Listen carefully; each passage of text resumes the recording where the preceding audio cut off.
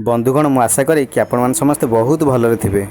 बंधुगण आज मैं आपन को यही वीडियो द्वारा एमिति किछि कार्य विषय कहवाक जाऊँ जहाकू कि सोमवार दिन करने द्वारा भगवान शिव क्रोधित होइथांती। शिव पुराण अनुसार सोमवार दिनटी भगवान शिव को समर्पण होता है। यही दिनटे प्रत्येक जातिर लोक मैंने भगवान प्रभु शिव को खुशी रखापी पूजा अर्चना करती।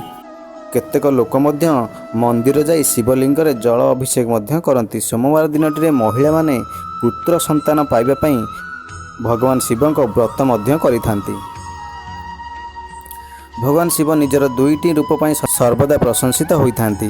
प्रथमटी होउची शिवंकर शांत और ध्यान अवस्था बसिथिबा रूप एवं द्वितीयटी होउची निजर क्रोध रूप समस्त देवलोक जानी थांती।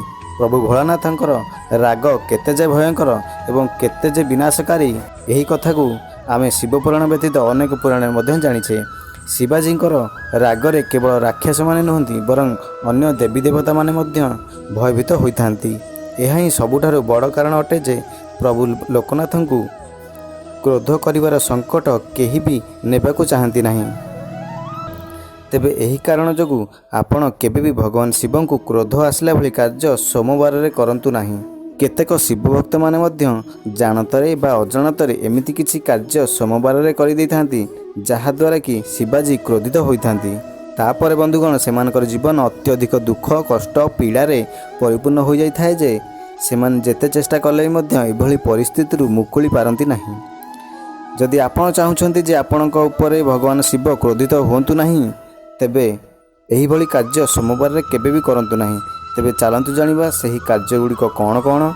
किंतु जानिबा पूर्व बंधुगण से गोटे कथा जदि आपण ए पर्यंत आम चैनल को सब्सक्राइब करना प्रथमे सब्सक्राइब करंतु एवं घंटी दबांतु। कारण एही ठारे ही आपण को ज्योतिष शास्त्र वास्तुशास्त्र एवं राशिफल जड़ित अनेक कथा जानिबा को मिलता है। बंधुगण सोमवार दिन एही भली कार्य करिबा द्वारा रागी जाइथांती प्रभु शिव।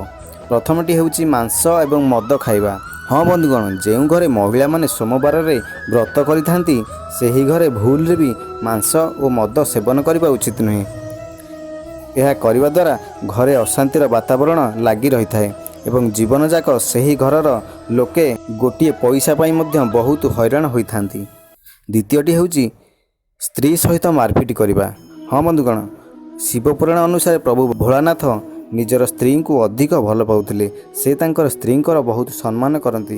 एणु यह द्वारा भगवान शिव आशा करती जे तांकर भक्त माने निजर स्त्रींकर मान सम्मान करंतु।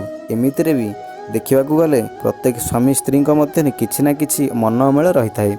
किंतु आपण चेष्टा करंतु जे सोमवार दिनटी आपण दुई जण कौनसी भी झगड़ा करंतु नहीं। एवं यह व्यतीत जदि स्त्री सहित सोमवार दिन मारपिट करती तेबे प्रभु शिव सेमानकु केबे भी क्षमा करते नहीं एवं तार पूरा जीवन दुखरे ही कटि थाए। तृतीयटी होउची गाईर अपमान।